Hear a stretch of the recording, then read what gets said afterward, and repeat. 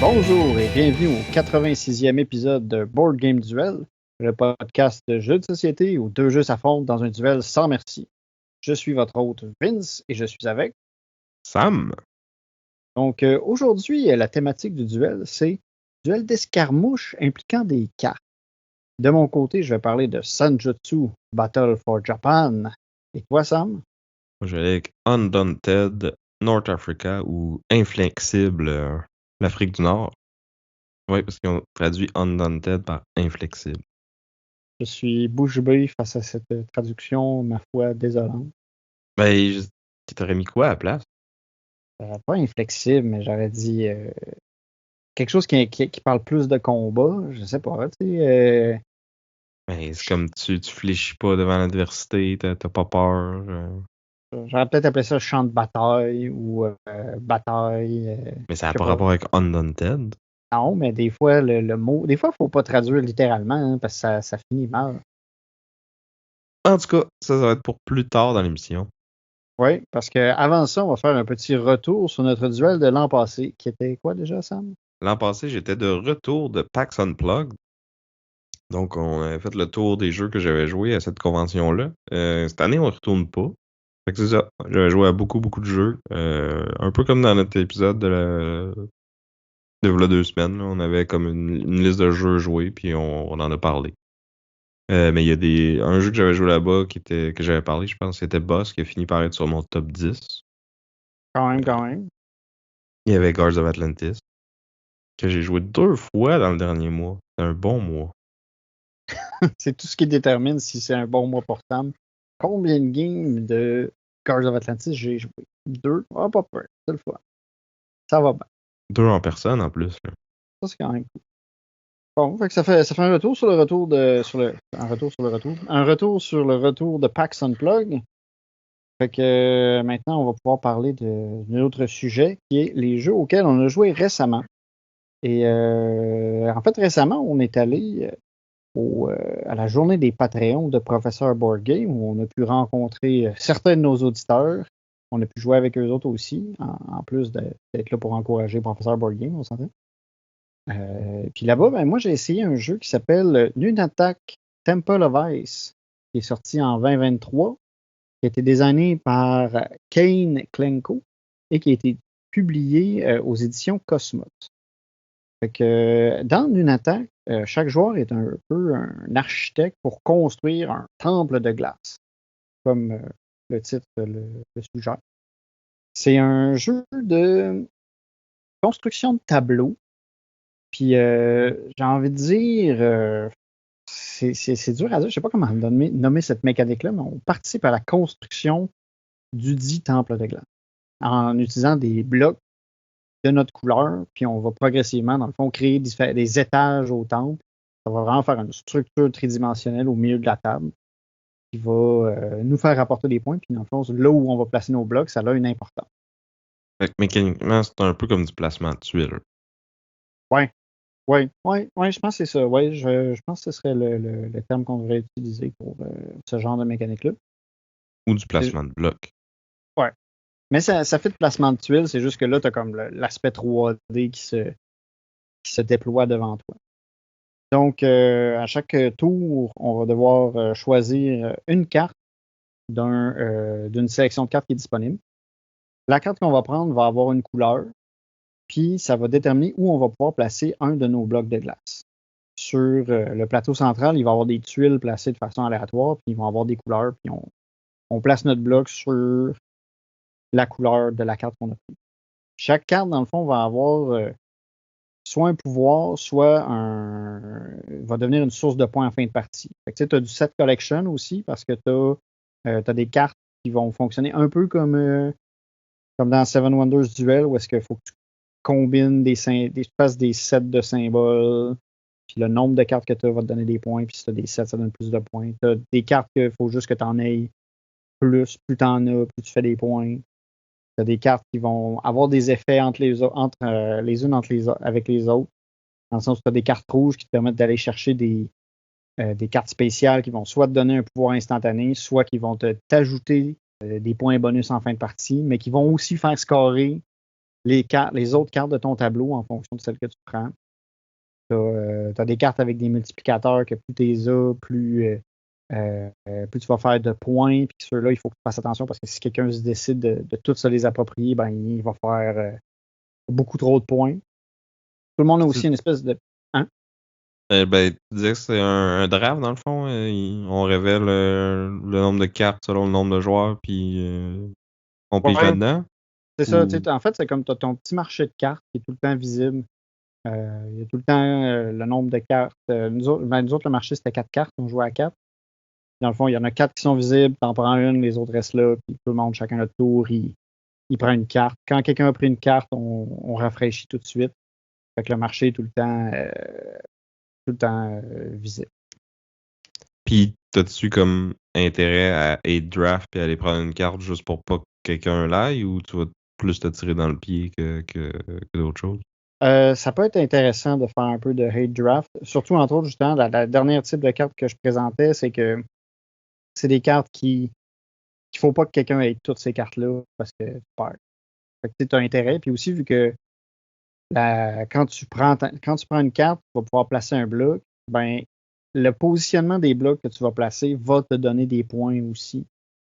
Entre autres, quand tu réussis à compléter des lignes ou des colonnes sur le plateau, tu vas pouvoir progresser sur une piste d'architecte qui sert de multiplicateur de points pour une des catégories de cartes.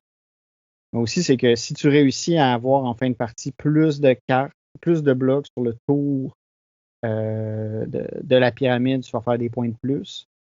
Quand tu places un cube, tu réussis à former, dans le fond, un quadrilatère, un carré. Ben, tu crées un nouvel étage en plaçant une nouvelle tuile par-dessus. Tu sais, ce contrôle-là un peu du plateau est important. Fait que, des fois, tu vas vouloir aller piocher, prendre des cartes qui ne sont pas nécessairement celles qui vont te faire plein de points, mais ils vont t'avantager ailleurs, soit parce que ça te donne des architectes ou parce que ça empêche quelqu'un de faire des points.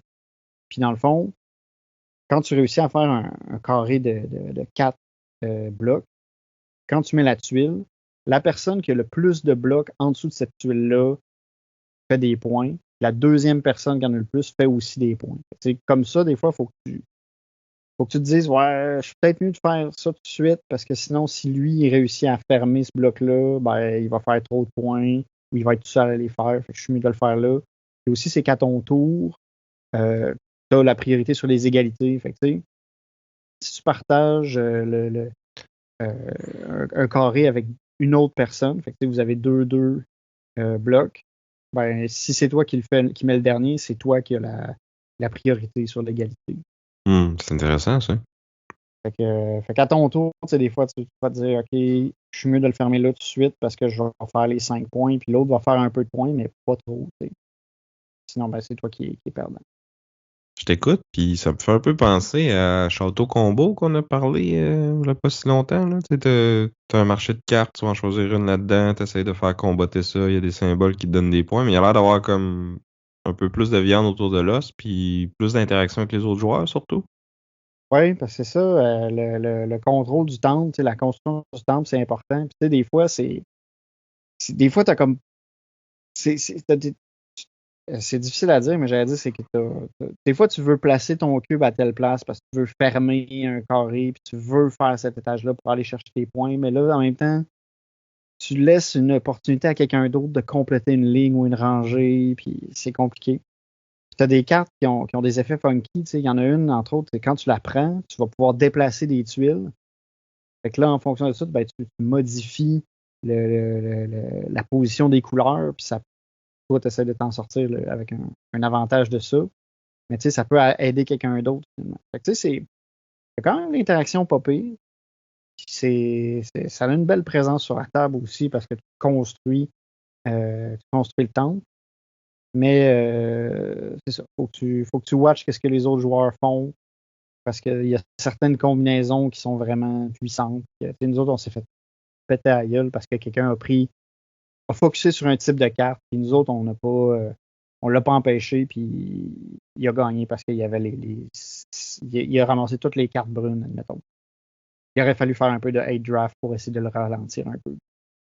Est-ce tout le temps touché, mettons, à 4 joueurs, d'être celui-là qui va comme prendre un coup pour l'équipe et être drafté pour nuire aux meneurs, là? Parce que C'est si t'es un ça. des deux autres qui a pas été drafté, c'est comme toi qui est le plus gagnant là-dedans, là. Ouais. Mais Là, si tout le monde se dit ça puis personne ne le fait, ben personne va le rattraper, tu sais. c'est ça. Puis là, ben, c'est ça. C'était particulier aussi parce qu'il y a beaucoup de points qui se font en fin de partie. Fait que, tu sais, moi, pendant un bout, j'étais comme premier ou deuxième.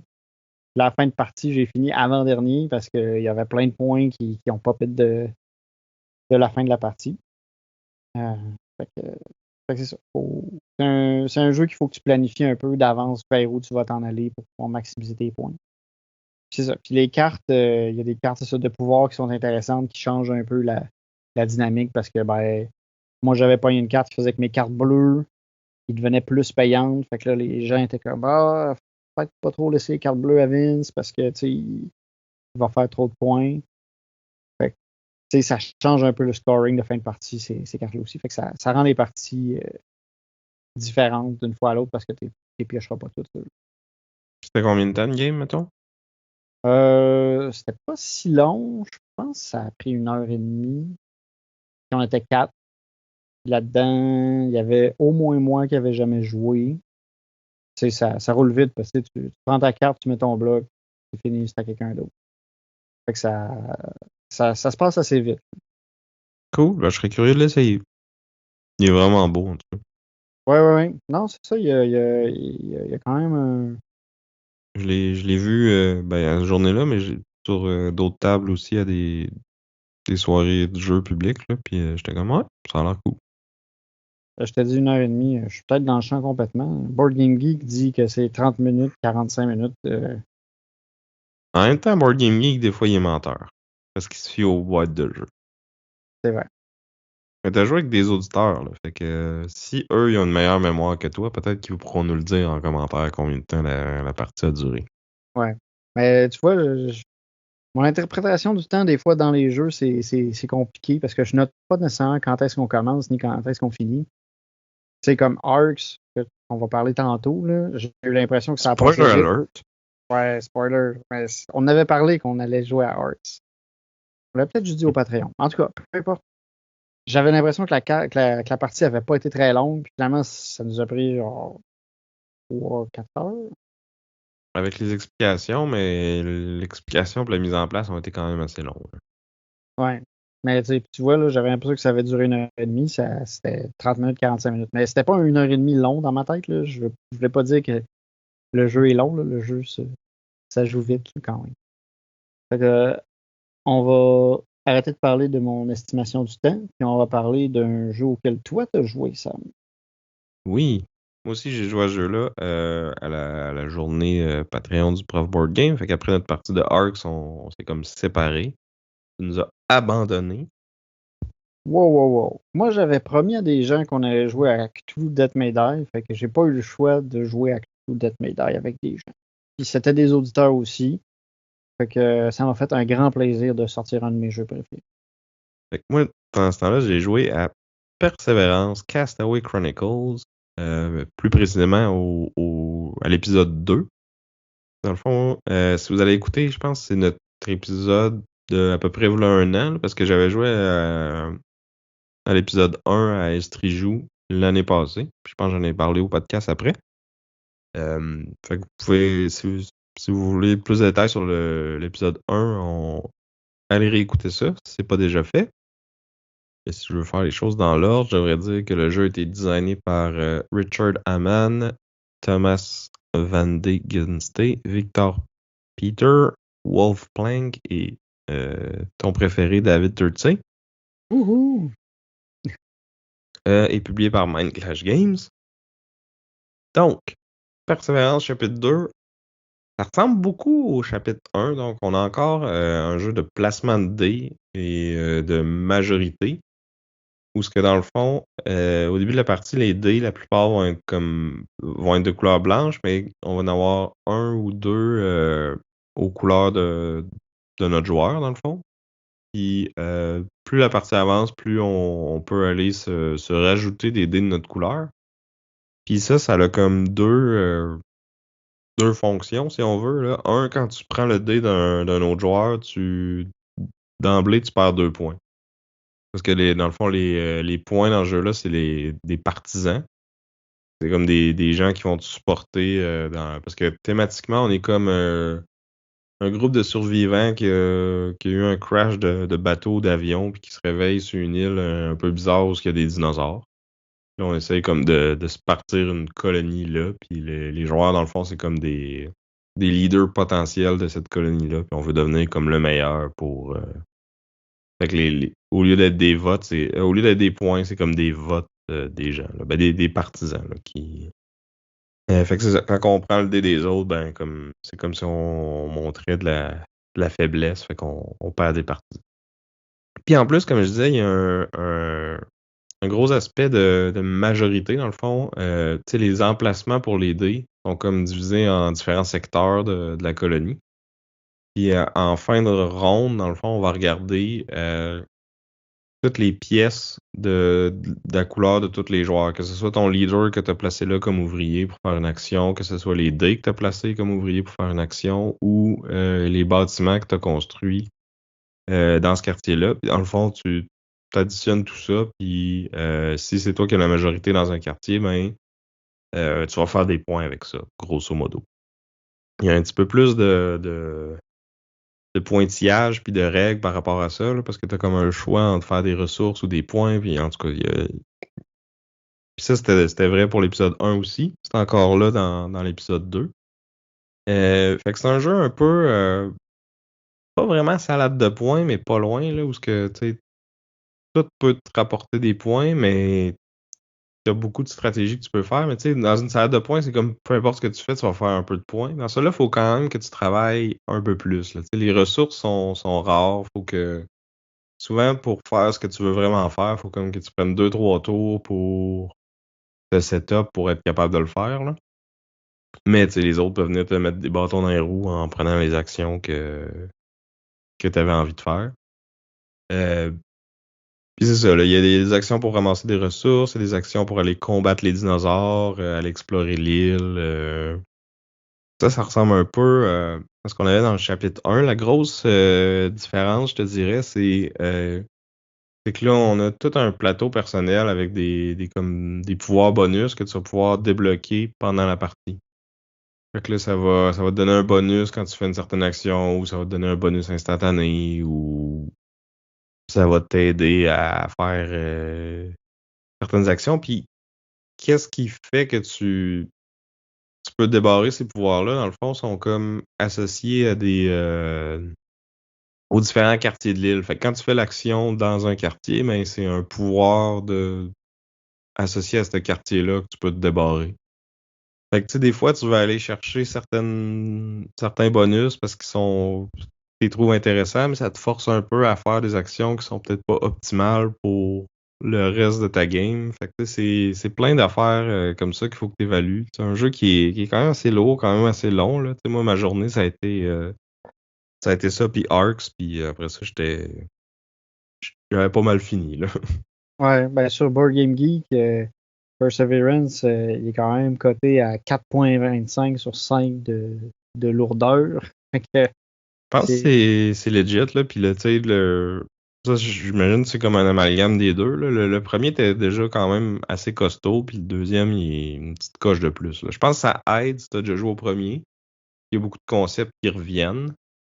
Puis, tu sais, on a joué, on était trois, là, il y avait moi, la flèche, puis un autre joueur, puis lui, il avait pas joué au premier. Fait qu'il y avait un petit peu plus de questions que moi là, sur tu sais, comment ça marche déjà les majorités, les bonhommes ils comptent dessus puis tout ça. Fait que tu sais, c'était moi tu sais, oui, c'est costaud puis tout, mais vu que j'avais déjà joué au premier, ça faisait longtemps, là, mais tu sais, je me rappelais quand même de certains concepts de base puis qui s'appliquent à celui-là aussi. Là. Fait que c'est un peu comme tu sais, moi, on m'avait dit que c'était comme deux jeux complètement différents, mais mais qui partageaient des composantes, là. Moi, j'ai plus l'impression que c'est comme jouer avec un jeu de base, puis un jeu de base avec une extension. Puis c'est sûr que c'est pas une petite extension qui rajoute juste un petit plateau modulaire ou quelque chose de même, là. Ça change quand même pas mal l'expérience, mais t'as comme un tronc commun qui est quand même assez grand, là. C'est un peu comme jouer à Isle of Sky, puis jouer à Isle of Sky avec Journeyman. Fait que tu te retrouves si tu as déjà joué au jeu d'avant, mais ça change quand même pas mal la dynamique parce que tu as beaucoup d'éléments supplémentaires. Ouais, ouais, c'est pas mal ça. Ça résume bien la situation. Après, tu sais, la question qui tue, c'est comme lequel t'as aimé le mieux. Dur à dire. Ça fait comme, tu sais, j'ai juste joué une fois celui-là, 2 fois à l'autre, puis il y a vraiment longtemps. Il faudrait que j'ai joué les deux plus rapprochés pour mieux les comparer. Je pense que mon choix serait plus vers le 1 parce qu'il est une petite affaire plus simple. Et on parle déjà de quoi de compliqué, là. Tu sais, niveau anachronie, peut-être un peu plus, un peu moins. Il y a des trucs qui sont logiques, d'autres un peu moins, là. Fait que c'est. Je sais pas. Mais moi, le thème, je le trouve plus intéressant, en tout cas, qu'Anachronie, là. Puis en plus, la flèche, il a acheté son jeu avec des minis déjà peintes par le précédent propriétaire. Fait que tu sais, les dinosaures tout colorés, puis les leaders, les soldats, ça a de la gueule, là. Tu sais, les composantes sont vraiment nice. T'as des petits trays qui te permettent de tout ranger, là. Mais bien content d'avoir essayé le deuxième. Tu sais, j'avais failli backer le. Il y avait une campagne là, pour le 3 et 4. Tu pouvais aussi prendre le 1 et le 2 en même temps, mais tu sais, ils sont pas donnés non plus, là. Mais c'est sûr que c'est des vraiment beaux jeux avec du super beau matériel. Puis c'est c'est vraiment bien fait, mais c'est ça. C'est que c'est du costaud, là. Je sais pas trop avec qui je pourrais jouer régulièrement, là. Fait que je pense que j'aime mieux jouer avec la copie des autres. Donc, c'était Persévérance de Mind Clash Games. Bon, là, on en a parlé 2, 3 fois, mais on a aussi joué pendant cet événement-là à Arps, qui est sorti en 2024, désigné par Cole World et publié par Leather Games. Je pense que ça se prononce Whirly. Worley, merci Sam. En plus, celui-là, j'étais comme confiant de sa prononciation, mais visiblement, c'était pas tant ça. Fait que Art, c'est un jeu de contrôle de territoire avec une petite twist. Fait que, en fait, le mécanisme de sélection d'action implique une espèce de petit jeu de levée. Ouais, moi, on me l'avait pitché comme un mélange de jeu de levée puis de 4X. Puis j'ai trouvé il filait pas du tout ni comme un ni comme l'autre. Mais je pense que tu l'as bien écrit en disant que c'est ça, c'est du contrôle de territoire.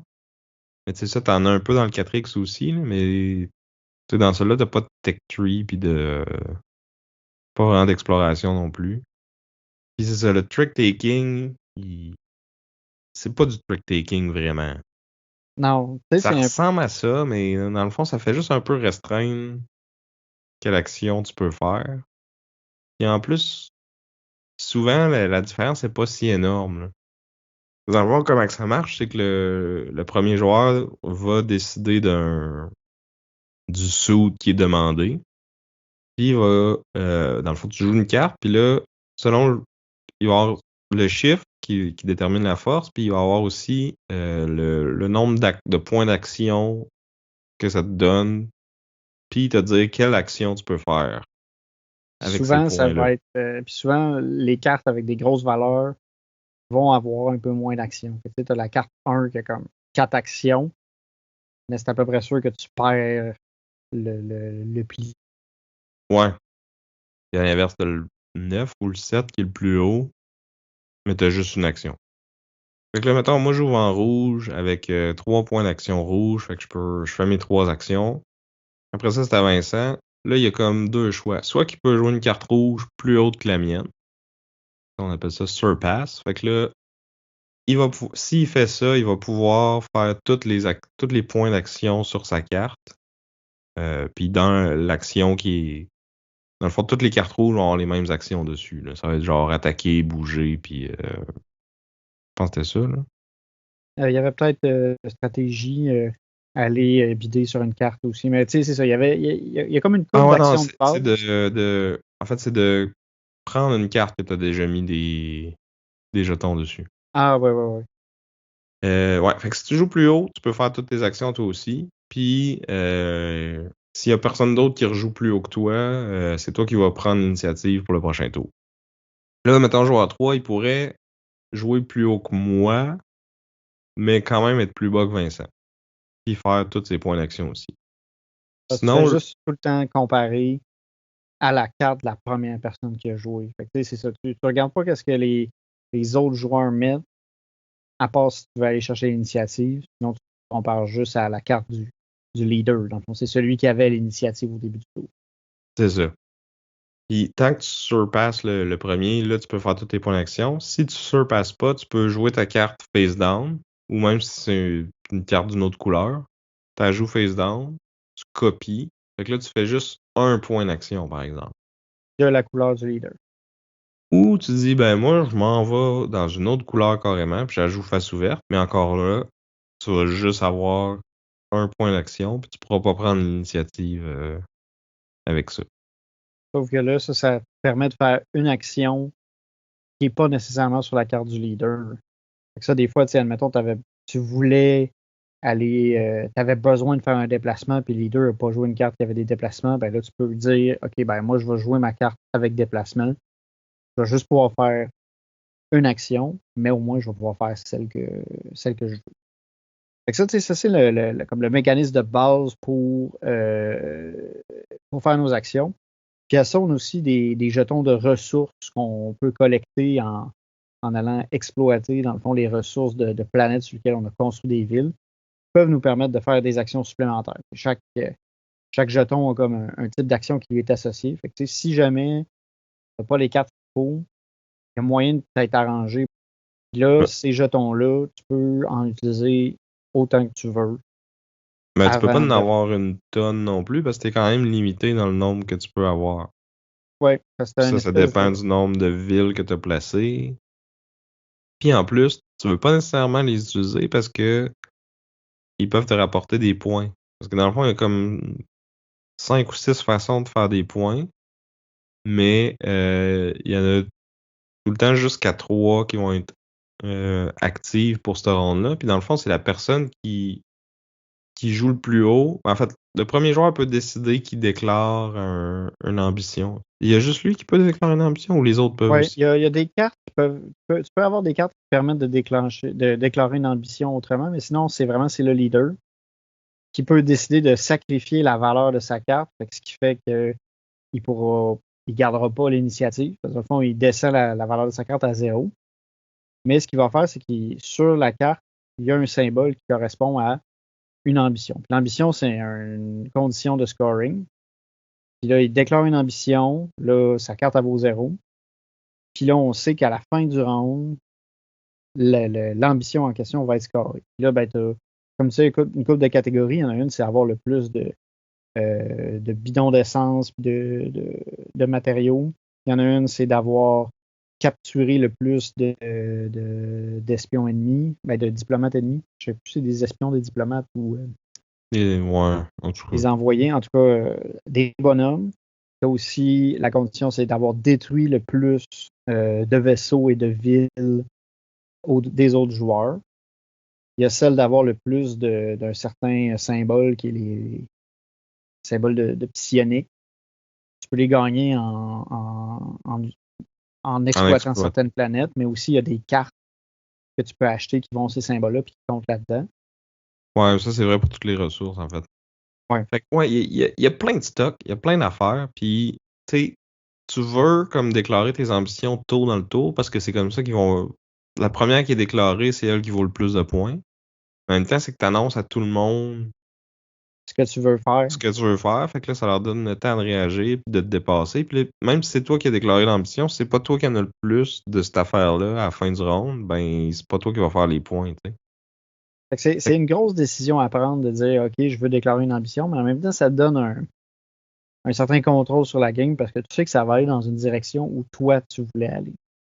Mais tu vois, moi, ma stratégie, ça a été plus d'attendre de voir ce que les autres font, puis de comme m'adapter à T'ajuster. ça, puis d'essayer de gimbacker, puis voir de les dépasser là-dedans. Puis au final, ça a marché, parce que là, toute la game, ça a été Bruno qui a mené. Puis là, comme au dernier tour, on s'est tout mis à bâcher dessus parce que il allait gagner sinon. Puis là, comme moi, j'ai juste réussi à sneak by, puis vu que l'ambition qui avait été déclarée qui faisait le plus de points, ben c'est moi qui ai fini par l'avoir.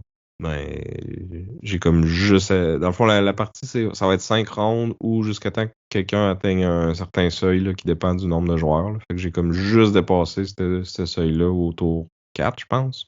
Ouais. Fait que je me suis faufilé Ah ouais, à la c'était victoire. vraiment subtil parce qu'en plus, moi, je t'avais pas. Moi, pour moi, t'étais pas encore en position de gagner. Bruno t'avait vu, mais il nous l'a pas dit pendant qu'on était en train de le tabasser sauvagement. En même temps, si tu le faisais pas sur lui, c'est lui qui gagnait aussi. Là.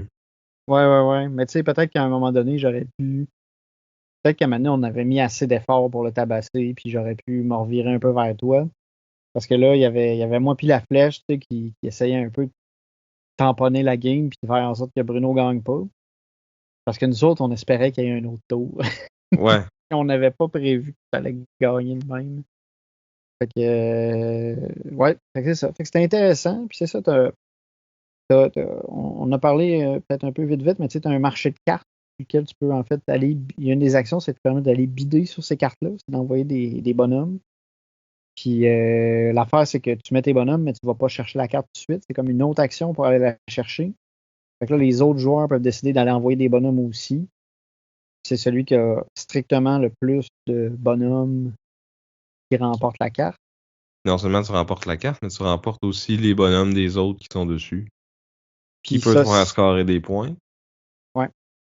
Fait que c'est. Il y a plusieurs, c'est ça, plusieurs tableaux qu'il faut garder en tête, qu'il faut regarder. Puis en fonction des tours, tu sais, souvent, tu vas un peu. Tu vas accumuler comme une ressource pendant un tour pour pouvoir la scorer plus tard puis être sûr d'avoir l'avantage. Tu sais, c'est arrivé une couple de fois, ça, que tu sais, quelqu'un s'est mis à faire plein de batailles pour avoir plein d'unités pour après ça dire OK, bon, un prochain tour, je fais scorer les cadavres. Ouais, puis à la fin du round, ça tu le claires si cet objectif-là a été scoré. Sinon, t'es gardes. Fait que ça peut être une stratégie de péter des trucs ou d'aller capturer des envoyés puis de pas déclencher cette ambition-là.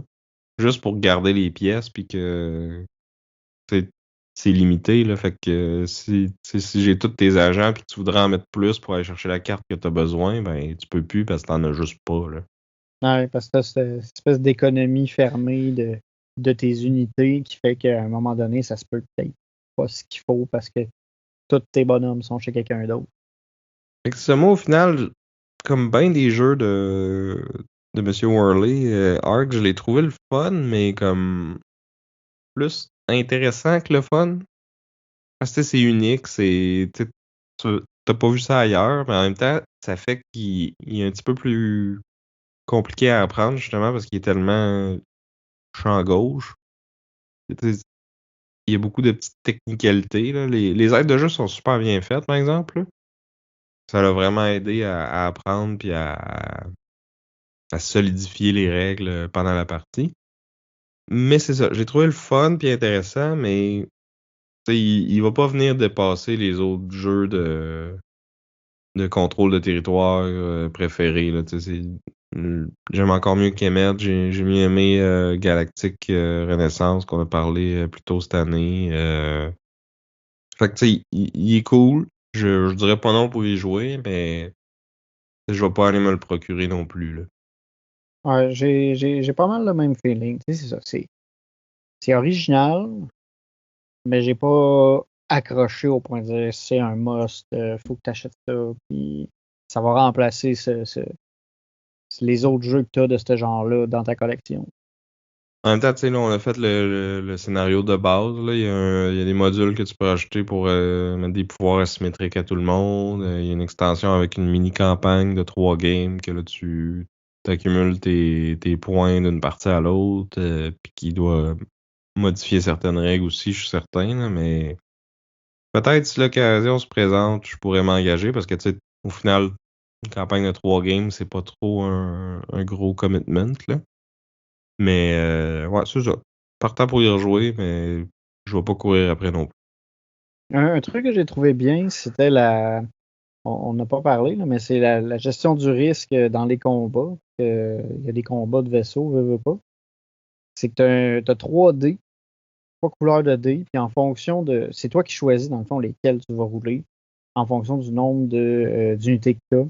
Ça, je trouvais ça bien. Ça te permet un peu de faire ta propre gestion du risque. Tu as des dés, qui sont. Tu as 50% de chance d'avoir un hit, mais il n'y a pas de malus pour toi. Tu as des dés qui sont plus violents pour l'ennemi, mais qui vont te faire des dégâts à toi.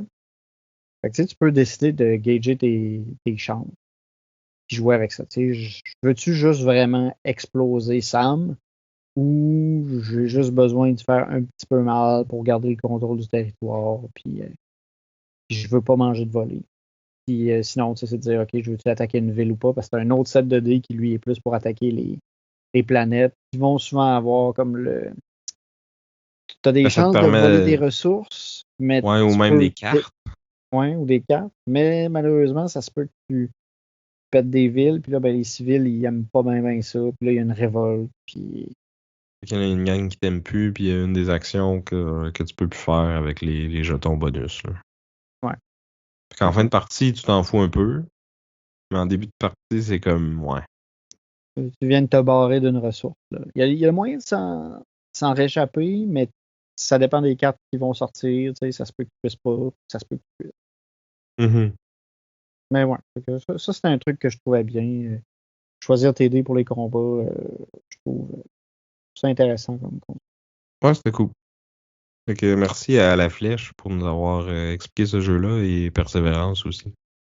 Puis si jamais vous êtes intéressé par Arcs, si vous, ça vous a titillé ce qu'on vous a dit, eh bien, je voulais vous dire qu'il est disponible chez l'Odyssée. L'Odyssée, c'est la boutique de jeux située à Belleuil qui nous commandite.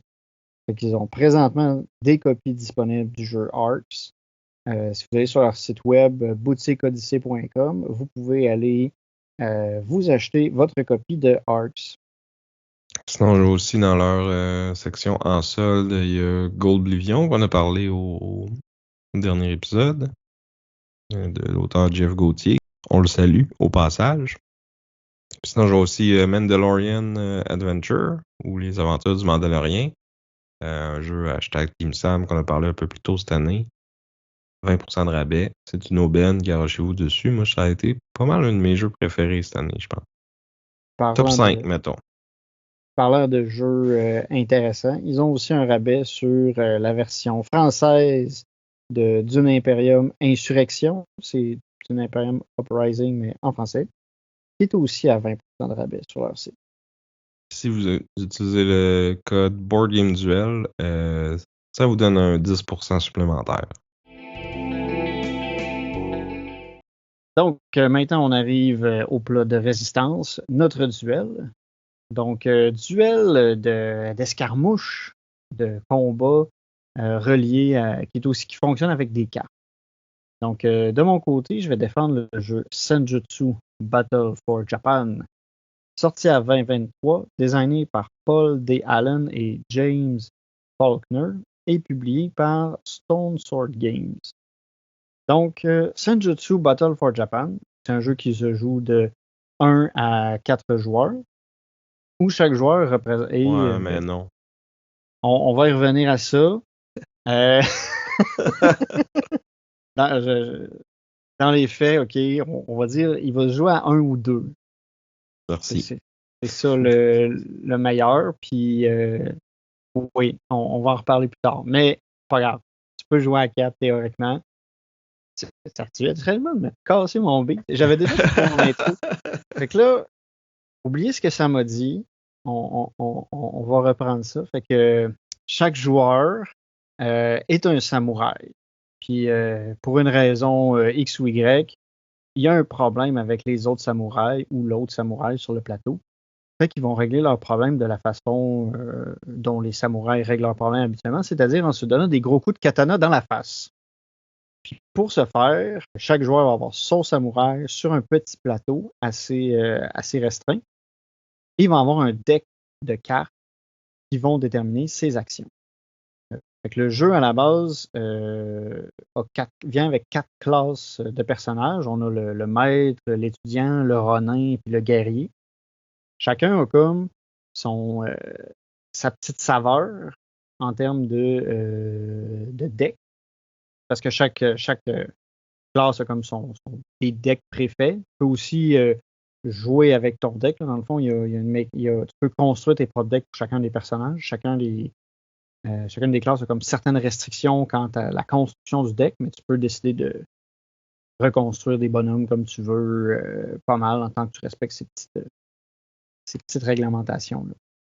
Puis dans le fond, chaque joueur va avoir une main de 5 cartes, incluant 2 cartes de base qui vont toujours être présentes. C'est comme des cartes un peu moins fortes que tu vas pouvoir tout le temps jouer, puis qui vont faire en sorte qu'à chaque tour, tu vas pouvoir au moins te déplacer ou attaquer.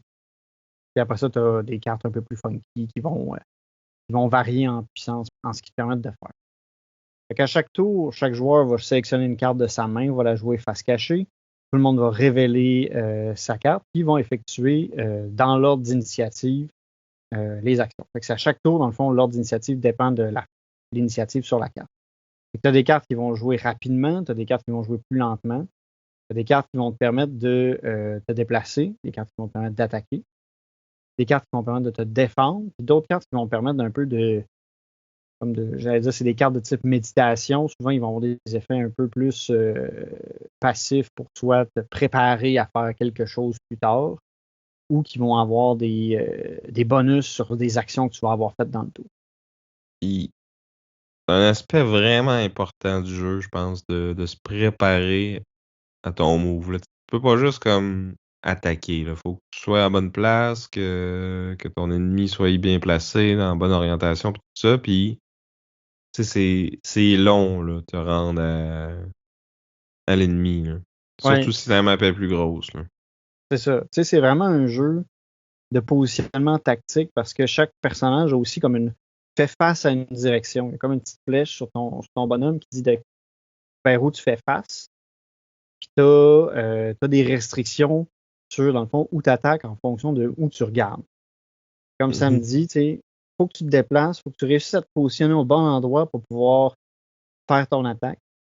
Puis si tu veux vraiment bien la faire, t'as tout un aspect aussi de stance, là. Fait que t'as comme différentes poses que ton personnage peut avoir, ce qui est super thématique, là, mais c'est quand même pas. Ben, ça dépend des bonhommes, là, mais c'est pas tout le temps trivial de passer d'une stance à l'autre. Ouais, c'est ça. Tu sais, certains bonhommes vont avoir plus de difficultés à changer. Puis il y a certaines cartes aussi qui vont être restreintes à certains stances. Fait qu'il faut vraiment que tu prépares ton move. Faut que tu saches d'avance qu'est-ce que tu veux faire, puis tu planifies tes actions pour y arriver. Fait que je trouve qu'il y a un gros aspect tactique là-dedans, savoir bien jouer tes cartes, gérer tes stances, puis aussi éviter de te mettre dans une situation où tu vas être facile à tabasser. Une des mécaniques importantes aussi, c'est que vu qu'on joue juste une carte, tu peux décider d'attaquer, mais tu peux aussi décider de te défendre, puis des fois de choisir de ne pas attaquer ce tour-ci parce que tu sens que tu vas manger un coup. C'est important. Fait qu'il faut que tu saches gager ton ennemi, puis essayer de deviner s'il va avoir plus tendance à t'attaquer ce tour-ci ou lui, il va être défensif.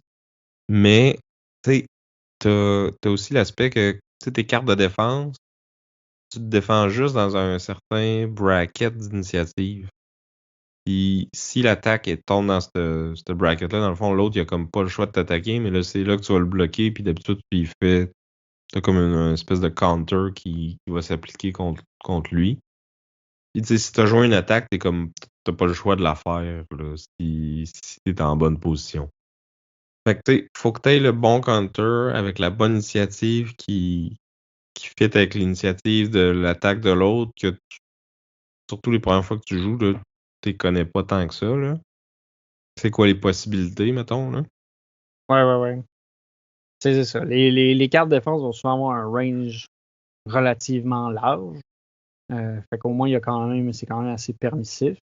Mais c'est vrai que des fois, tu vas pas jouer la bonne défense parce que Je savais pas que tu avais une attaque vraiment vite ou vraiment lente. c'est ça. Il y a aussi un truc particulier, c'est que certaines attaques, admettons, c'est comme une charge, tu sautes, tu donnes un coup. Il va y avoir des mouvements qui vont être imposés avant d'effectuer ton attaque. Ça, c'est touché. Quand on parlait du positionnement puis de l'aspect tactique, c'est un autre truc qu'il faut que tu prennes en compte. C'est que des fois, tu es obligé de bouger avant ton attaque. Fait qu'il faut que tu aies pensé à ça avant de la jouer. Tu aies mis en position pour le faire. Ça fait que des fois, il y a des tours qu'il se passe rien parce que justement, les deux comme jouent une défense en même temps ou comme réussissent à éviter les autres attaques. Fait que ça, c'est un peu plate, mais en même temps, quand ça marche, puis que tu te dis, ah ouais, là, je vais jouer. Mettons, je suis collé sur Vincent, puis là, je me dis, ah, il va essayer de reculer pour se sauver, mais je vais jouer ma carte qui fait qu'il faut que j'avance avant d'attaquer. Puis là, ça marche parce que j'ai prévu qu'elle allait reculer, puis il l'a fait. Là, tu te sens comme vraiment hot quand ça arrive. Ouais. Mais ça fait des tours dans le beurre aussi. Des fois un peu. Mais ça fait comme ça fait thématique combat de samouraï, là, où il faut que tu gages ton ennemi. Si tu es le premier à attaquer, des fois, ça peut faire que l'autre, tu te laisses une ouverture puis tu vas te manger un coup d'épée. Fait qu'il y a un peu de chat-souris, là. On s'observe, on essaie de se taper dessus. Moi, je trouve que ça fait thématique. Moi, je trouve ça cool, les combats de samouraï. Là. Fait que moi, je trouve ça le fun pareil, même si les deux se défendent, là, tu fais comme ok, fait que t'as pas été game de m'attaquer. Ça veut dire que je peux un peu mettre ta pression sur toi parce que tu vas pas. Tu vas jouer défensif. Je vais faire quitter tes défenses. C'est quelque chose, si t'aimes les jeux de combat, les jeux vidéo, là, les Smash ou les Soul Calibur et autres, c'est vraiment une version board game de ça. Ouais.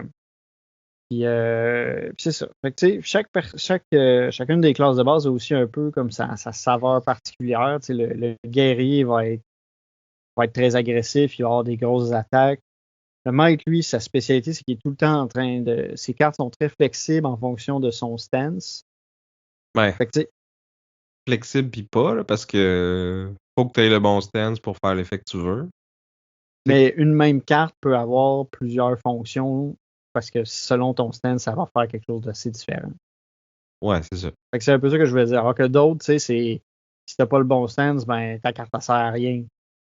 Tant que t'auras pas switché. Ou a fait quoi, mais comme, mettons, si t'as le bon stance, tu peux bouger et attaquer, puis là, si tu l'as pas, ben, tu fais juste bouger ou tu fais juste attaquer, t'sais. Ouais. Tandis que le maître, comme tu dis, c'était plus, c'est des actions totalement différentes selon le stance que t'as. Puis le combat est assez. Quand tu joues à 2 joueurs, c'est assez rapide aussi à jouer parce que tout le monde a juste 5 points de vie. Puis ça passe rapidement. Puis t'as des attaques qui font 2 dégâts, là.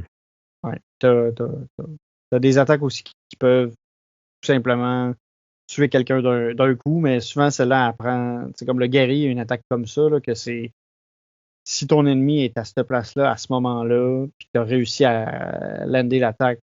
Faut que ce soit la pleine lune, le 3e jeudi du mois, puis que ton ennemi regarde à l'est pendant qu'il y a un vent qui vient de l'ouest, puis Il va être caché. Le gars va avoir un pétale de cerisier qui va y passer devant en face, puis là, il meurt. Puis là, t'as mangé 2 œufs avec du bacon ce matin-là. Ouais. Bon, là, il exagère un peu, mais c'est vrai que souvent, après un peu de setup, là, cette attaque-là, mais Un peu. je l'ai landé une fois, là, puis j'étais pas mal satisfait. Là. C'était comme, bon, ben, t'es mort. Quoi? Ben, ça, c'est un one-hit kill. Je suis désolé, mais t'es mort. Ça a été un peu chiant à mettre en place, mais c'était payant. Mais c'est ça. Fait que c'est hautement stratégique, hautement tactique. Il y a aussi tu peux rajouter des obstacles aussi si tu veux, parce que la carte au départ est comme juste un hexagone tout nu, mais tu peux décider en début de partie d'ajouter des éléments de décor. Puis là, ça rajoute certaines interactions. Fait que tu peux mettre des bambous. Si tu rentres dans les bambous, ben ça te stun, mais tu peux décider de couper les bambous parce que tu es tanné de les voir. t'as un petit hôtel religieux que si t'es autour, tu vas gagner des tokens de focus que tu peux utiliser pour faire des attaques plus fortes ou pour améliorer certaines cartes. Dans les scénarios solo, tu peux avoir des cadavres qui vont t'enlever du focus parce que de voir des cadavres, ça te dérange. En tout cas, t'as plusieurs affaires comme ça qui peuvent entrer en compte avec ton arène de combat va changer si tu en as envie. Parle du mode solo, tu l'as essayé finalement? Oui, j'ai essayé. Dans le fond, parce que le jeu au départ, c'est ça, c'est le jeu plus skirmish, tu vas te tabasser, puis le dernier qui survit gagne. Mais tu as aussi un mode solo qui vient avec comme une espèce de petite BD. Il y a comme une petite histoire qui se passe, puis tu as différents scénarios. Quand tu joues le mode solo, qui vient avec la boîte de base, tu joues le Ronin, tu traverses une petite histoire. Puis chaque carte a comme son objectif qu'il faut que tu réussisses à effectuer pour pouvoir gagner. On t'impose aussi, au début, t'as un deck qui est vraiment préfait, qu'il faut que tu respectes, c'est avec ça que faut que tu gagnes. Fait que, ils ont essayé de penser à ce que ton deck soit équilibré, mais que tu n'aies pas des trucs trop forts pour le début, pour qu'il y ait une espèce d'amélioration, de variation dans la difficulté. Mais tu sais, mettons, le premier scénario, c'est qu'il faut que tu défendes une madame qui te promène dans la neige pendant une tempête, puis là, tu croises une femme qui est en train de se faire attaquer par des bandits. Donc là, il faut que tu réussisses à tuer les bandits sans qu'eux autres ils tuent la femme. Fait que là, il faut comme tu gères les deux ennemis pour t'assurer qu'ils ne s'approchent pas trop. Fait que là, il faut que tu restes un peu défensif, tu les gardes à l'œil. Eux autres, ils ont leur deck d'action qui vont déterminer qu'est-ce qu'ils vont effectuer comme mouvement. Mais c'est ça. Puis dans le fond, les cartes évoluent, puis ton deck change, il y a des ennemis différents, puis les objectifs vont changer au cours du scénario de la campagne. Une petite campagne. Puis ça file-tu comme jouer contre un autre joueur ou ils font un peu n'importe quoi? C'est différent. C'est pas, je dirais pas un peu n'importe quoi, mais il y a un peu d'aléatoire. Puis les bonhommes sont plus simples. Je veux dire, ils ont genre un point de vie des fois ou deux. C'est pas ils sont pas aussi forts que des joueurs normaux, en tout cas au début. Puis, mais faut que tu penses à ton affaire. Là, tu peux perdre quand même facilement, même le premier scénario. Faut que tu fasses attention. Puis, ça, c'est le mode campagne, mais il y a aussi une espèce de mode, c'est le mode horde, où dans le fond, tu construis un deck avec un bonhomme.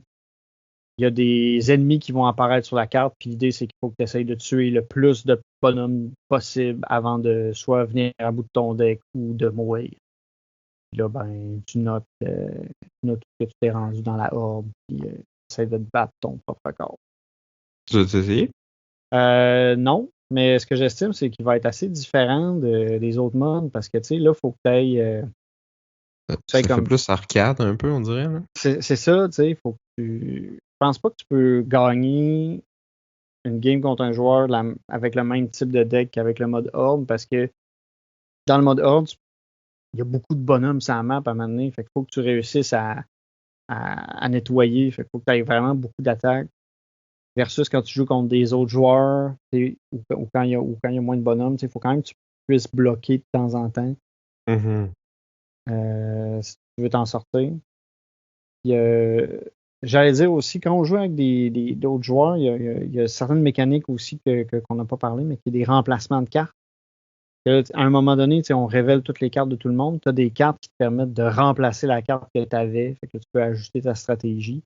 Puis dans certains cas, tu as des cartes aussi que tu vas pouvoir rajouter pour bonifier ton attaque. Fait qu'il y a comme plusieurs actions qu'on peut faire, mais c'est pas tous les bonhommes qui ont toutes les mêmes, qui ont autant de flexibilité à ce niveau-là. Là. Ça dépend du deck. J'étais pas un fan de ces cartes-là de remplacement, parce que je trouve que ça casse le flow, puis ça rajoute de la paralysie de l'analyse. C'est comme toutes les cartes sont révélées, là, tu check. Surtout que la game qu'on a joué à 4, là, que je recommanderais pas à personne. Là. Mais même à 2, je trouve qu'il y a déjà tellement de restrictions, puis de comme c'est tough de faire ton combo, puis de bien l'enligner, que si en plus l'autre se rajoute une façon de réagir à un coup qu'il a vu ta carte, ça enlève un peu la tension puis le petit côté mind game tout ça là. Je trouve que ça vient comme pas l'enlever mais le tempérer. Ouais, mais ça ajoute Puis c'est un. pas nécessaire. Ouais, mais moi, je trouve ça intéressant parce que ça rajoute un élément de surprise. Ça te donne une option de plus. Et quand j'en ai une dans ma main, je la garde, tu sais, parce que je me dis, à un moment donné, tu sais, ça se peut que je sois mal pris, que j'anticipais pas que tu allais m'attaquer, puis tout ça. Fait que je garde ce petit edge-là. Puis ça vient quand même avec un coup parce que à la fin de chaque round, tu vas juste repiocher une carte. Là, dans ce cas-là, tu vas avoir utilisé deux cartes. Fait que, tu sais, T'as moins d'options après. Là. après. Mais sur le coup, ça peut te sauver les fesses. Mhm. Non, c'est sûr il y a des trade-offs, tout ça, mais en tout cas, je trouvais que c'était une couche de trop. Fait que c'est ça. Je pense que vite de même, ça fait le tour de Senjutsu. Ouais, moi, je vais vous parler de Undaunted North Africa. Donc, c'est un jeu, une série de jeux, mais nous, on a joué à la version North Africa. Donc, c'est designé par Trevor Benjamin puis David Thompson, puis publié par Osprey Games. Fait que pour faire un petit historique bref, on a eu en premier Undaunted Normandy. Après ça, il y a eu Undaunted North Africa. Il y a eu Undaunted Reinforcements, qui était comme une extension compatible avec ces deux boîtes-là, qui rajoutait un mode solo par David Turtsey et David Digby. Mais il rajoute aussi un mode 2 contre 2. Donc on peut jouer en équipe. Puis l'auteur David Thompson sur Board Game Geek a dit que c'était ça son mode de jeu préféré pour son propre jeu. Fait que, nous, on l'a pas essayé, mais en tout cas, apparemment que c'est bon. Et récemment, il y a eu aussi une édition Undaunted de Callisto.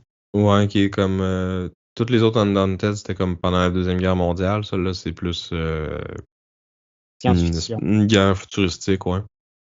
Puis sinon, c'est ça, il y a Undaunted Battle of Britain, où ce que là, c'est au lieu d'être des unités au sol, c'est des avions. Puis Undaunted Stalingrad, qui est carrément une campagne.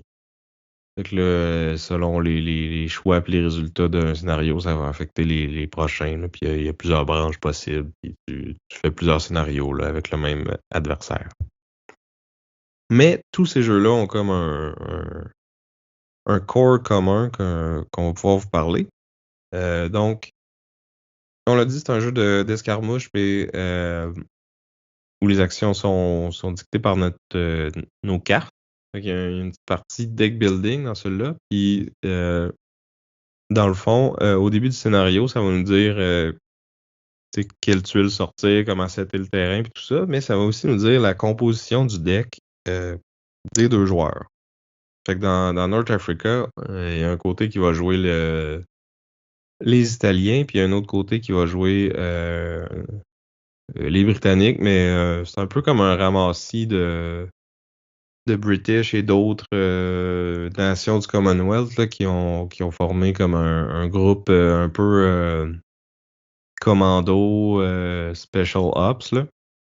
Puis en gros, tous les scénarios, c'est inspiré de vraies batailles qu'il y a eu pendant cette guerre-là. Puis c'est ça, on va avoir un certain nombre d'unités et possiblement de véhicules qui vont être sur le terrain.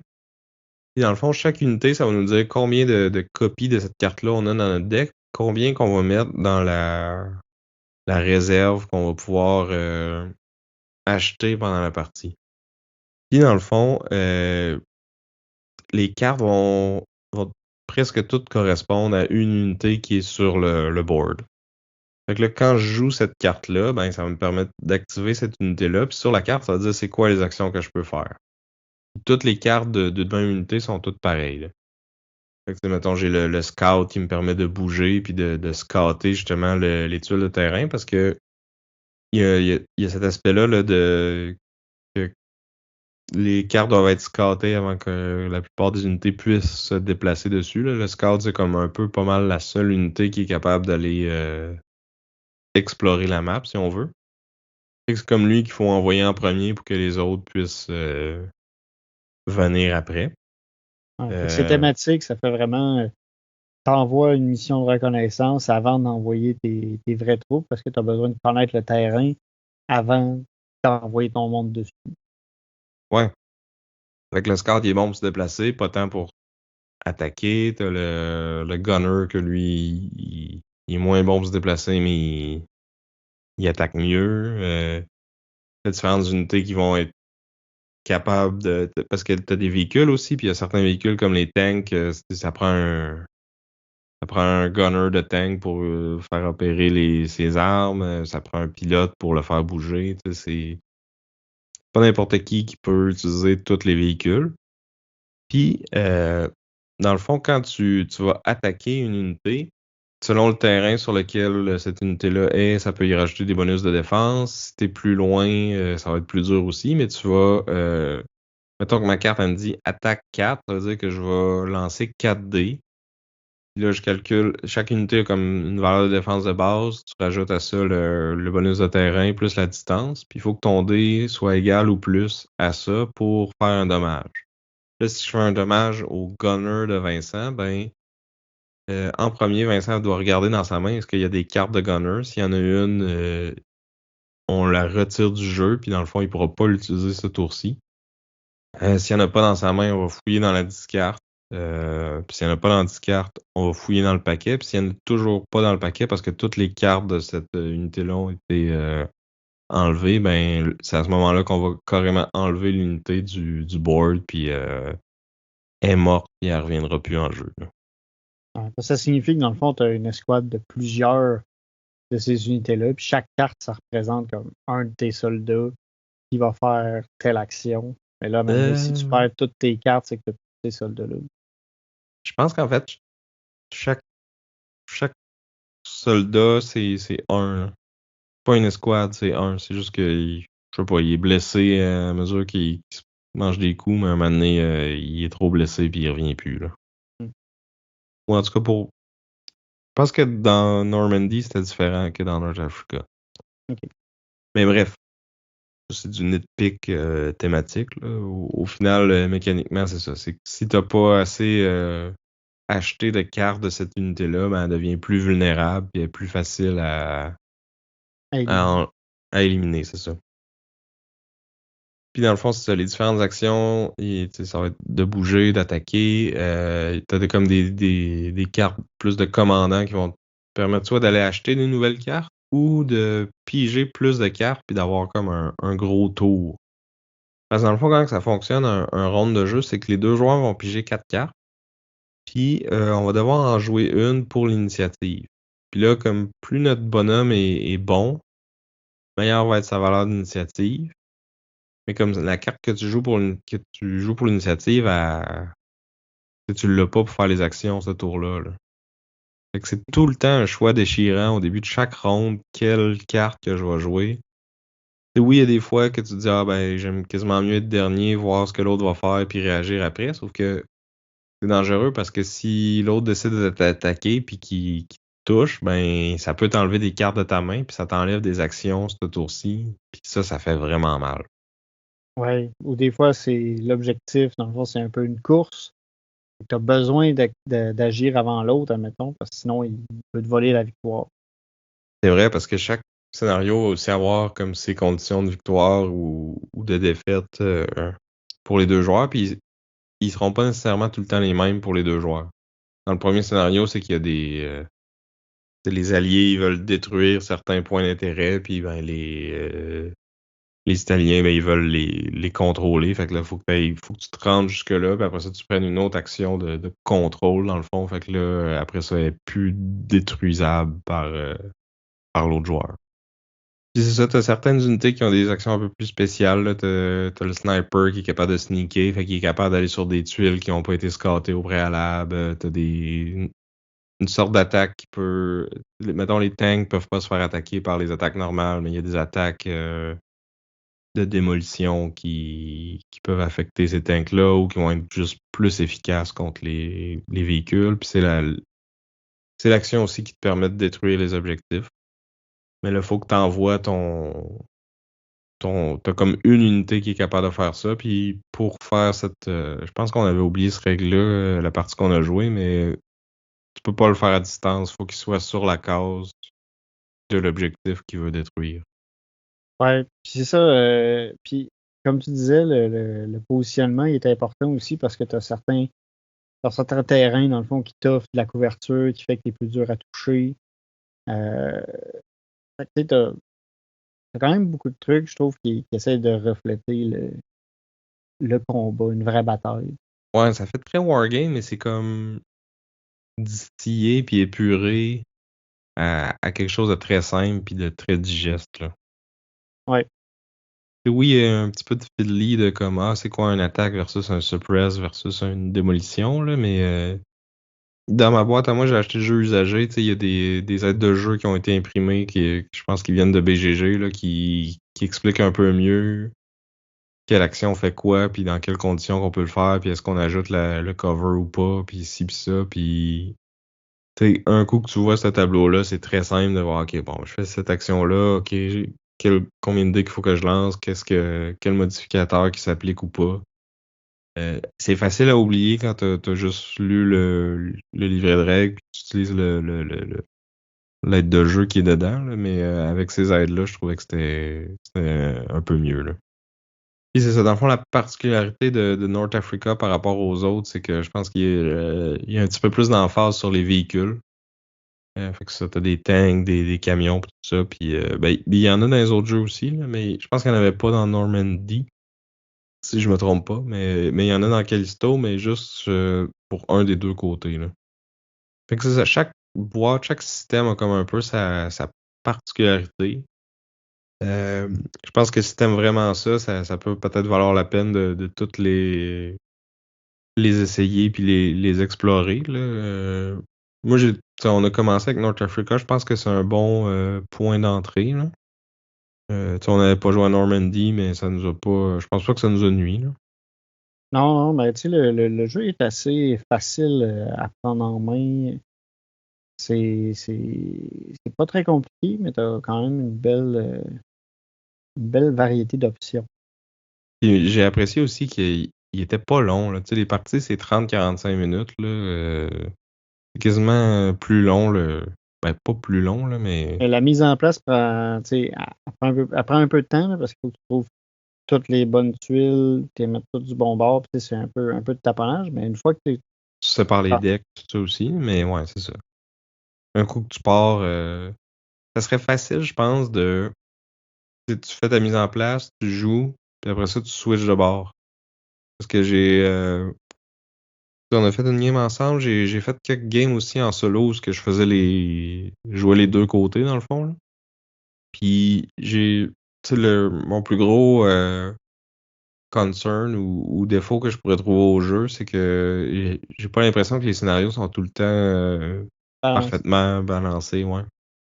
Mais, étant donné que tu sais, le jeu est quand même assez rapide, ça serait facile de juste, on set un scénario, on le joue, puis après ça, on switch de bord, puis on le rejoue. Fait que comme ça annule ce petit débalancement-là, là. Ouais. Puis tu sais, je dis ça, mais je pense pas qu'il y a comme aucun scénario que ça va être comme 80-20, là, les pourcentages de victoire, là, mais tu sais, ça va peut-être être plus proche du 60-40 que du 50-50, là. Parce qu'il y a quand même du hasard dans le jeu, là. Ça reste un deck building, puis ça reste des 10 que tu lances quand tu veux attaquer, puis comme un 10, c'est tout le temps un succès no matter what. Fait que tu sais, c'est. Des fois, tu peux te dire, ah ben, je pourrais bouger cette unité-là, mais je vais juste comme prendre une chance, puis lancer un dé, puis t'es chanceux, puis tu pognes ton 10, puis tu fais un dommage à l'autre, là. Ouais, ouais. C'est parce que c'est ça, il y a quand même il y a beaucoup de dés, puis il n'y a pas vraiment de mitigation. Là. Tu sais, c'est sur le dé, puis c'est ça. Là. Ben, la mitigation vient du fait que t'aies roulé un ou quatre succès, ça fait quand même juste un dégât, là. Fait que ça réduit un peu les outcomes possibles. C'est soit tu hits ou pas, là. Ouais.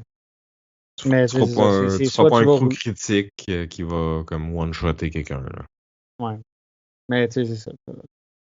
La seule forme de mitigation, c'est le nombre de dés que tu vas rouler, puis ça va dépendre de la distance. Euh, non, le nombre de dés, il dépend de la carte que tu as jouée. La distance, dans le fond, Ah ça oui, va c'est le changer succès, le c'est le seuil de target. succès. que Ouais, non, j'ai rien dit. Fait que plus t'es proche, plus t'as de chances de pogner. Ouais. Qui est quand même thématique. Plus facile de tirer quelqu'un quand il est à côté que quand il est à l'autre bout du monde. OK. Je pense que ça fait le tour pour Undaunted. Ouais. Fait que mon premier point, tantôt on a parlé de la traduction de Undaunted comme étant inflexible. Ben, j'ai envie de dire que Undaunted, en fait, ça fait plus allusion à la vaillance, au courage, puis gratuitement de même, Google Traduction me dit intrépide. Ouais. Je sais pas pour toi, mais toi, tu connais les intrépides? Oui. Et c'est Là, quoi ton point? as-tu la toune dans la tête? Là? Si tu l'appelles au secours sans jamais perdre un instant, les intrépides accourent. C'est ça. Ça pour dire Ouais. que je pense je peux déjà dire que c'est pas un bon choix de traduction, puis que intrépide, ça aurait évoqué plus de. Ça aurait été plus cool qu'inflexible. Mais maintenant, Ben, on peut au parler moins, d'argument. c'est un mot dans une langue que je connais. Ça veut dire quoi, Senjutsu? Attends. Hein, tu le sais pas, hein?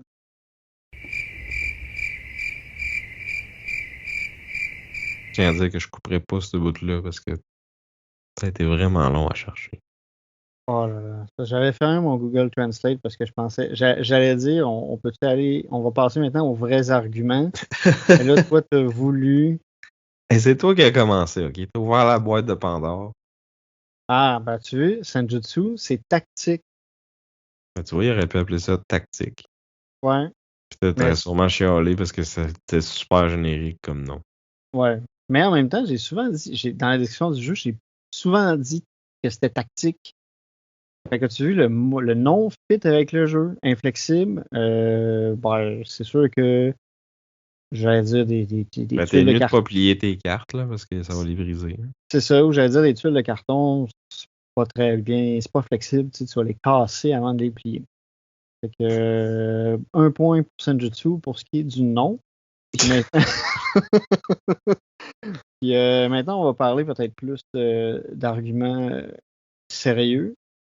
Fait que, comme on disait, je pense qu'on pourrait exclure tout de suite que Senjutsu ne joue pas à 3 et à 4. Mais en termes de combat, c'est ça, à 2 joueurs, je pense que les deux jeux, j'ai aimé les deux. J'ai aimé les deux expériences. J'ai trouvé que Senjutsu était peut-être un peu plus fiddly, un peu plus setup, mais moi je trouvais que ça fitait dans le thème des combats de samouraïs qui se tabassent, puis qui prennent leur temps, puis qui s'étudient mutuellement. Undaunted, j'ai trouvé ça cool parce que c'est aussi très stratégique.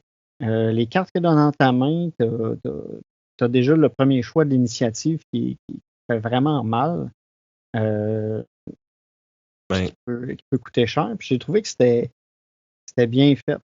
Puis tu tiens à tes gars, puis tu veux jouer la bonne carte au bon moment, puis l'avantage du terrain est important. Je trouve que dans les deux jeux, ils ont essayé un peu d'inclure justement un rôle du terrain, peut-être mieux d'une certaine façon, j'allais dire, dans Undaunted que dans Senjutsu.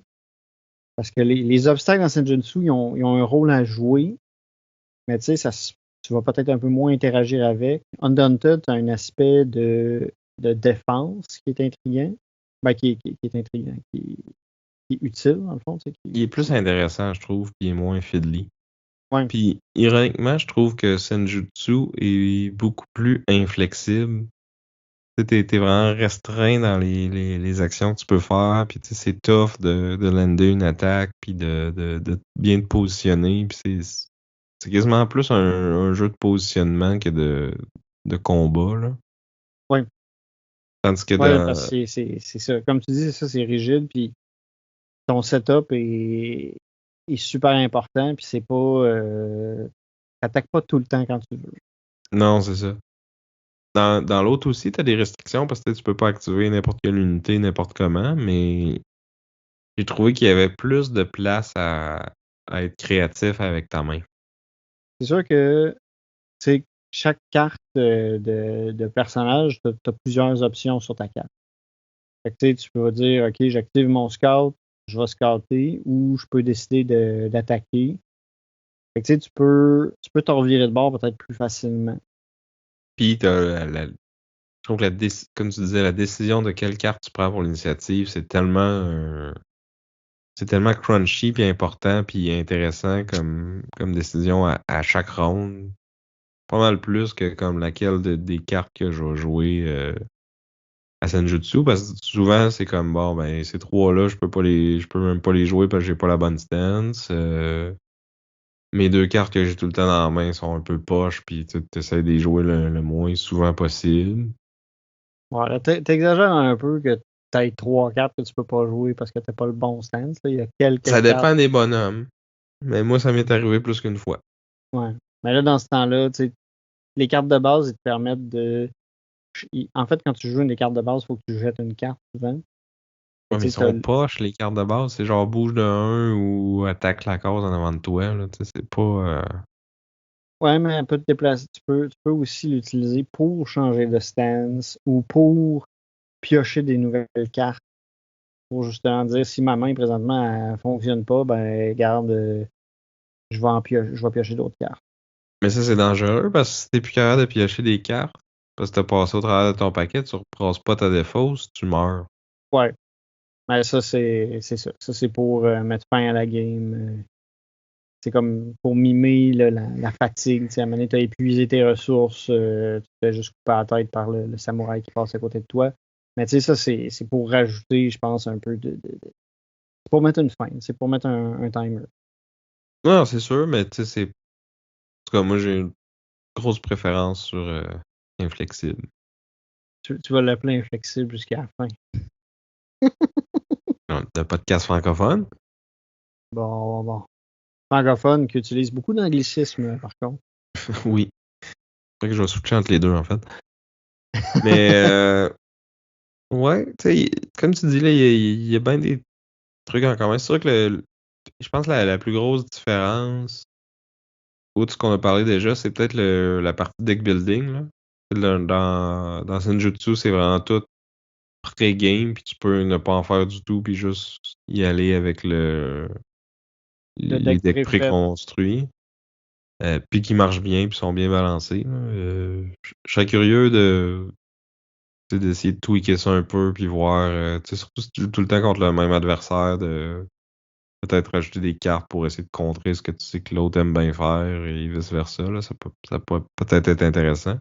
Ouais, puis même le Versus, jeu de base a beaucoup de cartes supplémentaires pour t'amuser avec le deck. Là. Il y a beaucoup d'options. Tu sais, c'est le genre de jeu où tu peux te lancer là-dedans beaucoup, puis t'énerver si t'aimes bien le deck building, comme ça, le deck construction. tu peux tomber dans la potion comme Obélix. Ouais. Puis t'as ça dans Undaunted, ben c'est ça. T'as ton deck préfet aussi au début du scénario, mais généralement, c'est comme t'as une copie de chaque unité que t'as sur le board, puis ils te rajoutent comme 2, peut-être 3 cartes spéciales qui vont varier d'un scénario à l'autre. Là. Mais comme t'as vraiment des décisions pendant la game de quand tu fais l'action bolster de quelle carte tu vas ajouter, quelle unité tu veux privilégier, laquelle tu veux vraiment pas perdre. Puis souvent, tu sais, t'as des unités qui sont plus importantes pour les objectifs, là, parce que c'est quand tu joues le côté qui veut détruire, ben t'as rien qu'une unité qui peut détruire, puis l'autre bord, ben il y a juste une unité qui peut prendre le contrôle des objectifs. Puis t'as d'autres scénarios que j'ai joué aussi que carrément une des façons de gagner d'un côté, c'est de tuer euh, les deux sergents là, des alliés. Là. Fait que mettons que t'as intérêt à aller te rajouter des cartes de ces personnages-là. Sinon, un point que je vais peut-être donner à Team Vince, c'est le côté matériel. Mettons que Senjutsu, il look un petit peu plus, là, parce que t'as des mini, puis du terrain en 3D, puis ben du flafla, là. Même si des fois, il est un peu dans les jambes, le terrain, l'espèce d'arbre Ouais, le à cerisier, la il est un peu Everdell, là. intense. Ouais, le cerisier, il est un peu encombrant, là. Mais pour ce qui est des autres, composantes scéniques, qu'ils appellent, là, qui font partie du décor, tu sais, c'est juste un truc que tu mets qui prend l'équivalent d'une case. Là. C'est juste que l'arbre, il en prend deux, puis il est dans le chemin parce qu'ils ont essayé de le faire beau. Ouais, c'est ça, il est haut, puis des fois, tu vois même pas les cases en arrière. Là. Ouais.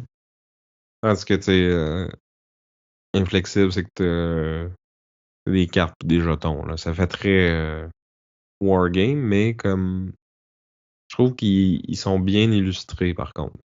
Tu sais, les jetons, c'est vraiment du monde, puis tu sais, il y a même le... Je pense qu'il y a des noms de vrais soldats dessus. Je sais pas si c'est des vrais, mais il y a des noms, ces cartes. Ouais, je suis pas certain si c'est des vrais ou pas, mais bref, en tout cas, tu sais, tu peux te... il est quand même un peu immersif. Puis je trouve Ouais. les illustrations sur les tuiles sont... C'est sûr c'est beige, mais c'est dans le désert en Afrique. Ouais, Là. Fait c'est que... c'est- c'est- c'est très, très beige. Fait que t'as beige foncé puis beige pâle pour les couleurs des personnes. Puis tout est du sable. Fait que tout est des couleurs sable. Fait que oui, Ben, dans le premier scénario, oui. Dans les autres, tu sais, il y a des buildings, il y a du terrain difficile que les véhicules peuvent pas aller dedans. Fait que là, tu sais, t'as des roches, t'as des tentes. T'as un petit peu de... ouais, les roches sont sur du sable. Les tentes sont piquées dans le sable. Le building a probablement un peu de sable sur le dessus. Puis, Oui, oui, il y a du sable. Là. Mais là, si vous appelez, si vous t'es appelez qui, toi? Anakin, T'es Anakin c'est Skywalker ça. là, pour haïr ça? Là? J'allais aller vers ça, moi aussi. Faut pas être Anakin Skywalker pour jouer à Undaunted North Africa. Mais tu sais, les autres Undaunted, ben, il y a probablement moins de sable. Vous avez des options. Sinon, ben, Senjutsu aussi, quelques petites extensions. Dans le fond, ce qu'ils vont rajouter principalement, c'est des classes supplémentaires. Fait que souvent, chaque extension, c'est comme une boîte avec 2 bonhommes qui vont arriver avec chacun un deck préfet, puis des cartes supplémentaires que tu peux ajouter à ta construction de deck avec tes autres bonhommes. Il y en a un aussi, il y a un ninja dans une des extensions qui rajoute une règle de. Le stealth? Ouais, c'est ça. J'avais juste le mot concealment en anglais, là, mais c'est de subtilité, De se cacher? subversivité. Mais ouais, de se cacher, là. Fait que je l'ai pas essayé, fait que je peux pas dire si c'est vraiment bien. Mais si le jeu vous accroche, ben il y a ces options-là qui sont disponibles. Ouais, puis moi, comme j'ai dit, pour Undaunted, il y a Pick Your... celle-là qui te tente le plus. Là, il y a 4-5 boîtes déjà. Euh, J'imagine qu'ils vont continuer d'en sortir. Hein. Ouais, puis c'est ça. Puis là, récemment, pour ceux qui aiment le petit sci-fi, ben, il y a la nouvelle version Undaunted Callisto. Qui, moi, m'était tombé dans l'œil, là. Celle-là, en plus, je pense qu'elle vient déjà avec un mode solo, puis un mode 2 contre 2, toutes dans la Ok. même boîte. Là. Fait que je pense que ça fait le tour. À moins qu'il y ait d'autres choses à rajouter, Sam. Non, je pense que ça va être à vous de parler. Dites-nous, c'est quoi votre jeu de skirmish à la carte préféré? Allez-vous être hashtag Team Sam avec Undaunted North Africa? Ou est-ce que vous allez être hashtag Team Vince avec Senjutsu Battle for Japan? Peut-être que vous avez d'autres jeux dans ce style-là qui sont encore meilleurs. Vous pouvez nous laisser ça en commentaire, que ce soit sur YouTube, sur Facebook, sur Instagram. Venez jaser avec nous sur Discord. On est rejoignable de toutes ces façons-là. Sinon, par courriel, boardgameduel@gmail.com. Si vous aimez l'émission, vous pouvez nous laisser peut-être une petite review ou une note sur votre appli de podcast préféré. Si vous aimez vraiment ça, vous pouvez parler du podcast à d'autres joueurs que vous savez qui consomment du contenu de jeux de société. Puis si vous nous aimez vraiment, vraiment, vraiment beaucoup, ben, vous pouvez nous supporter sur Patreon. Fait que pour quelques dollars par mois, ça nous permet d'acheter des nouveaux jeux puis de payer nos frais de diffusion. Mais vous, qu'est-ce que ça vous donne? En fait, à la fin de chaque épisode, on enregistre un petit segment en dessous de la table où on parle des dessous, de pourquoi qu'on a choisi ces jeux-là, qu'est-ce qu'on a pensé du duel et tout ça. Qu'est-ce qui On se s'en lâche un peu vient? plus lousse dans nos critiques aussi ou dans nos commentaires. On tease qu'est-ce qui s'en vient. On parle de toutes sortes d'affaires qui ont peut-être pas nécessairement tout le temps rapport avec les jeux. Il y a aussi du contenu vidéo bonus, il y a des épisodes spéciaux. Ben là, pour l'instant, on en a juste un, mais plus à venir. Ouais, Fait que, justement, on est en train d'en discuter parce que on va discuter avec nos Patreons de vers quelle direction va s'enligner ce prochain épisode. fait que tout ça est plus pour le prix d'un café par mois. C'est en terminant, on va remercier notre commanditaire, l'Odyssée. On va remercier Chrysalis pour notre chanson thème. Puis on vous remercie, vous, qui nous écoutez encore malgré tout ce shilling-là. Puis, si jamais c'est la première fois que vous nous écoutez, ben bienvenue. J'espère que vous allez rester. C'est peut-être au début qu'il aurait fallu dire ça. Ah, ben, vaut mieux tard que jamais. Hein. Fait que, sur ce, j'étais Vince. Et je suis encore Sam. On dit à plus. Bye.